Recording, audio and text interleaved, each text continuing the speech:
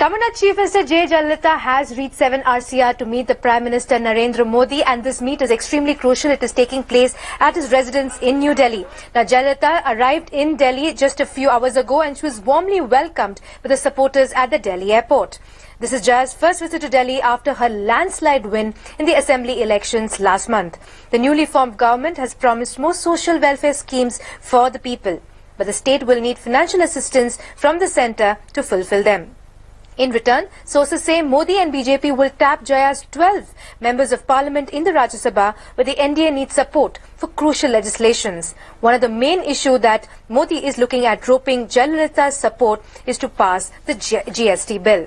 Now, sources close to Jaya say that she will submit petitions on 32 matters, on the top of the list being her demand for additional funds for natural disasters, as much as almost close to 1,000 crores. Jaya is also likely to raise the issue of the 7 convicts in the Rajiv Gandhi assassination case and may even ask for their release.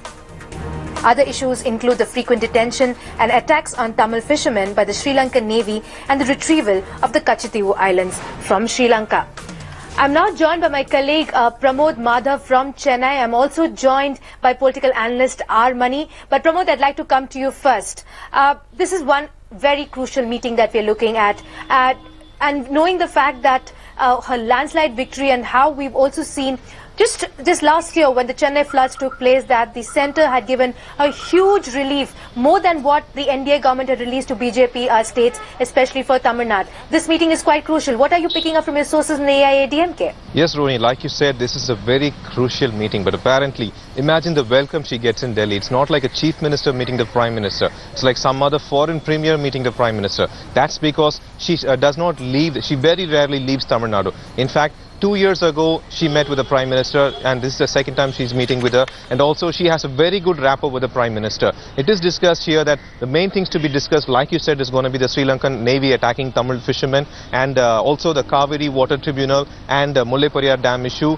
She has also written letters earlier regarding to release the assassins of Rajiv Gandhi case. But apparently, these are the things she's going to discuss with them. And we also come to know that BJP on their part are willing to discuss about ADM case, what we call it as magic number. We mean magic number by the 50 MP she has on on her hands, and she could use it. Right. BJP would need the support for them to support. To pass this GST bill, Rohini. So this is what we plan. We expect from the Chief Minister of Tamil Nadu to discuss with the Prime Minister as of now. Hold on to that thought, Pramod. We're also joined by Anusha Soni, who's been tracking her in Delhi. Anusha, one of the important points is also how the Prime Minister is looking at roping her, especially Jayalalithaa and Mamta, when it comes to the GST bill. Now, that will be one crucial point of discussion, won't it be? Absolutely. The goods GST bill is going to be one of the very crucial things for the Modi government. Remember, this was the government that came to power with the promises of bringing more investment, bringing in more foreign direct investments, encouraging new investors. Another key point that must be noted here is also the fact that there is a very crucial plant of Nokia, which was earlier held by Nokia, which is in Chennai. Now, the state government needs the help of the centre to sell off that plant. Now, the symbolic importance of that plant is that it is very crucial to the global investor sentiment. So not only just getting more funds from the state government, which is the immediate concern, but also sending out a broad message to the global community that she is in hands with Modi, which is seen globally as bringing more investments and more business-friendly measures. Another very briefly but very crucial point is about the release of the assassins in the Rajiv Gandhi case. The Supreme Court has given a verdict and said that the consent of the centre is very important and a politically very contentious issue in India. Right. Anusha, just hold on to that thought also, because I'd like to bring the political analyst R. Mani. Sir, the point here is we're looking at what Tamil Nadu expects, and Jayalalithaa is there in Delhi with the Prime Minister for what Tamil Nadu expects. Now, this whole thing that we're seeing with her landslide victory, something that a lot of people didn't expect, even a lot of poll analysts didn't expect, and now this talk about the fact that NDA is trying to rope her in also. Now, this is interesting, isn't it, when we're seeing this whole equation between Tamil Nadu and the centre? See, I'm not able to hear you completely. The line is so feeble. Mr. Mani, my question to you is, at this point of time, it is quite interesting to see the equation that is working out between Tamil Nadu and the centre, where the Prime Minister is looking at roping her, as well as we're looking at how Mamata Banerjee also is being roped in for the GST bill. And here Tamil Nadu also is putting forth their requests, which is something which is a 32-point agenda. It's quite interesting to see how it's working out, isn't it? See, I'm not able to hear you properly. See, the problem is there is a serious problem in the audio. I'm not able to catch what you are saying. Right. So, if I can bring Pramod into this, Pramod, the fact is here what Tamil Nadu wants, and that is the big question. We've got to understand that there's almost a 32-point agenda that she has gone with to discuss with the Prime Minister. Well, Rohini, like you mentioned, there are certain things that Tamil Nadu wants immediately, and of that, the main agenda, she has been writing letters to the Prime Minister already since the past 2 years, of which one is retrieval of Kachathívu. That is a part of kind of a small land between Sri Lanka and Tamil Nadu, and that is where the most Tamil fishermen tend to go and fish, and that is where they have been attacked or being nabbed by Sri Lankan Navy. Apart from that, the other thing could be she has brought it during the elections and before in 2014 as well, the release of the Rajiv Gandhi assassins, like we mentioned earlier. But even that she's been trying to consolidate through letters alone. But here we would very clearly say, like what Jayalalithaa is through ADMK, we come to know that whatever she's requesting for is for the welfare of the state, and that could be a liberal policy, funding policy from the centre, because she has promised a lot of public welfare schemes in this 2016 elections, though she has said that she would produce the finance through nationalizing mineral quarries and granite quarries. It will not be essential to fulfill those promises. So she would ask for a liberal policy for funding for these public welfare schemes, Rohini. Sure. Anusha, we've just got some information coming in that, and this is coming from India Today sources also, and you also been tracking Jayalalithaa very closely while in Delhi, is the fact that while the Prime Minister is trying to rope her in, and with they're asking her to be a part of the government and for support, as soon as she finishes this meeting, she's expected to go back and hold an AIA-DMK National Executive meeting on the 18th of June. What are you picking up right now? Because the meeting is almost underway, but is there anything that you're getting to understand what could have been discussed till now? Well, what I can confirm from this end is that the political momentum is clearly building up. And before Jayalalithaa goes forward and takes any step, what we are hearing is that she is likely to hold a meeting. But so far, as you said, the meeting is still underway. But what we are hearing is it's going on a positive note. The Prime Minister and Jayalalithaa are talking about various key issues that you have been highlighting. And let's look forward. I mean, of course, so far the momentum is building up. Let's see what happens once she goes back to Tamil Nadu. That will be politically very crucial. Absolutely, and we here at India Today, especially our reporters on the field, will be closely tracking this. I'm getting to understand that Mr. Mani is back online with us. Sir, my question to you earlier also was this entire equation that we're seeing with Tamil Nadu going there with your wish list to the Prime Minister, and the Prime Minister also with a wish list saying that they're looking at support, especially for the GST bill. It's quite interesting to see this equation and the kind of power play that we're seeing between Tamil Nadu and the centre, isn't it? Yeah, this is the first time the Chief Minister is meeting the Prime Minister after being elected in the 2016 elections. She has a long wish list. And we have to wait and watch what and all the demands the central government is going to accede. Interestingly, she has raised the issue of the release of 7 of those Rajiv Gandhi killers. This is for the first time the Chief Minister is taking up the issue at the personal level with the Prime Minister.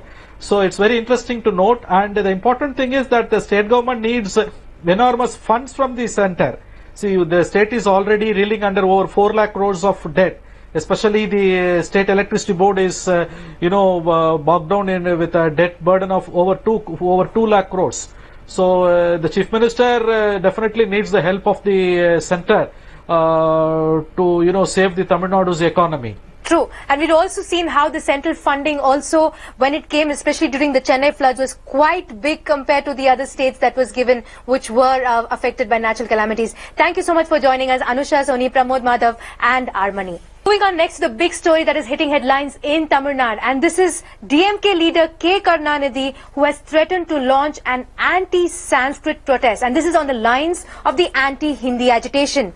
He alleged that there was an attempt to impose Sanskrit with the support of the ruling party at the centre. He was addressing a gathering at the marriage of the daughter of the former minister Pungote Alladi Aruna on Monday. Mr. Karunanidhi said those who sought to impose Sanskrit should stop the atrocity immediately. Otherwise, there will be protest against the imposition of Sanskrit as it happened in the case of Hindi. No one should be responsible for such a situation. If anyone advocated Sanskrit, every Tamil should take a whip and be ready to eradicate the language. We will not allow the domination of Sanskrit not only in Tamil Nadu but in any state, and we will chase it away, he warned.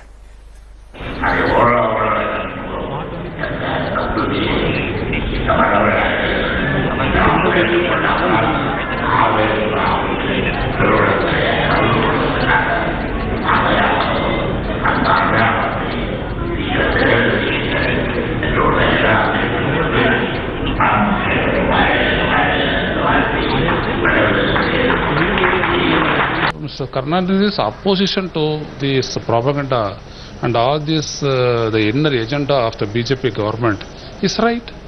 It should have to be opposed. If you wanted to preserve the multicultural aspect of our country and preserve all languages and all societies on par with each other, then the central government should not indulge in this type of inner agenda. To get more perspective on this entire story, we also are now joined by Nadu. Now, he's a Tamil politician. He also has supported the anti-Hindi agitation. Thank you so much for joining us here on Up South. Sanskrit, sir, is a root of most of this of Indian languages. And now, at this point of time, when you're talking of an anti-Sanskrit movement, what exactly are you talking about? Ignorance. You are asking this question.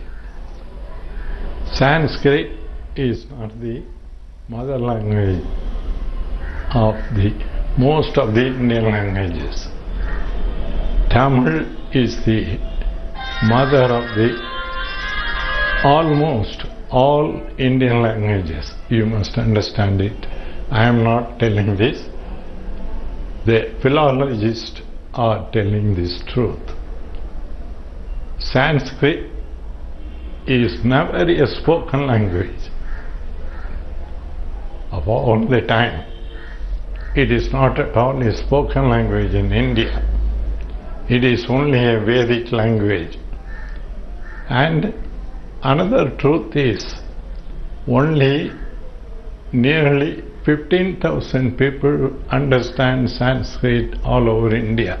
Out of the 100 crore people, merely 15,000 people are understanding Sanskrit. So there are so many rich languages like Tamil in India. So you should not impose Sanskrit on other languages. Akshay Nath has been closely monitoring these developments in Chennai. Akshay, you have been speaking to people who are part of the anti-Hindi agitation, and now also we've seen how you've been speaking to your sources in the DMK. But at the time when the youth of today, they are multilingual, they speak various languages, do you think they'll be able to gather enough support? Rohini, when we're talking to most of the people here, what they're saying is we're not against the language by itself. What we're against is the imposition of the language or making it a compulsory language to learn. Those interested can go ahead and learn is what all the politicians, activists that we've spoken to have told us right till now. At the same time, if you've noticed, AIADMK Chief Jayalalithaa, who just met Prime Minister Narendra Modi, even in one of her requests is to make Tamil one of the official languages. So most of the activists here, irrespective of whether it's DMK or ADMK, most of them want any language to be here, but the problem is they don't want an imposition of one language to be followed strictly. Rohini. Right. Thank you so much, Akshay, for joining us live on this. And we also thank Mr. Nadu for giving us his perspective on this entire story. And this Kerala minister now, he has shocked everyone by scolding police officers for performing their duty. The CPM MLA PK Shashi is seen in a video where he chides police officials and says, "We don't need uniformed men to handle CPM attackers." The nearby places of Cherupalasheri in Palakkad had witnessed clashes between the CPM and BJP workers on Monday. PK Shashi MLA had gone to visit the houses of the CPM workers who were injured in the incident. Shashi is seen very clearly in the video, which has gone viral now, scolding the police officers in front of the public, stating that they were hand in glove with the RSS. The officers are sub-inspectors and circle inspectors of a local police station in Palakkad, and Shashi says in the video, and I quote, "We do not need the support of the uniform. We know how to handle them."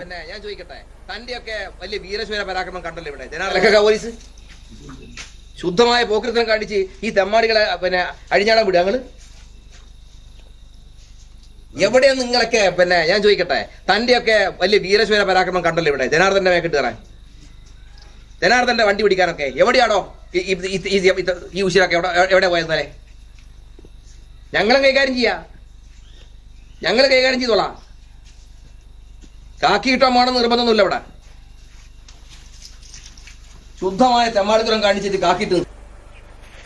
I'm joined by Revati Rajivan live from Tirunananthapuram. Revati, now we've seen another development where the media has been attacked and a couple of camera persons and reporters from a local channel also, their cameras were broken.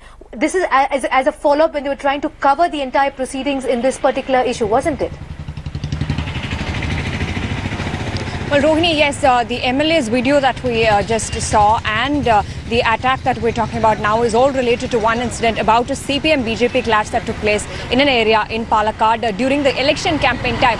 Now, the attackers, during this clash, the accused were being brought to the court. They were BJP workers, and 4 members who accompanied them to the court were the ones who launched an attack against the reporters. They went ahead, they threatened the reporters. They asked them, "Show me your ID card. How dare you show this in the channel? It's okay, fine. If you're going ahead, you can go ahead, show this in the channel. But how dare you go against the district conveners of the party?"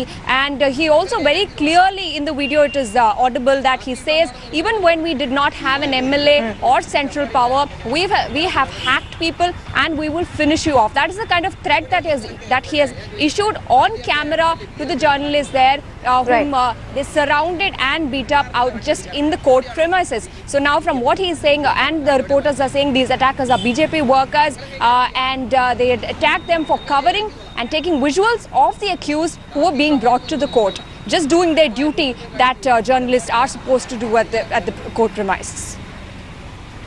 Absolutely, they were doing their duty and they have been facing this attack, but we are hoping that the police also take action against those people who not only attack the media, but there is some justice brought, especially in the clashes that we have been seeing in Palakkad and other parts of Kerala. Thank you, Revati, for joining us live on this story.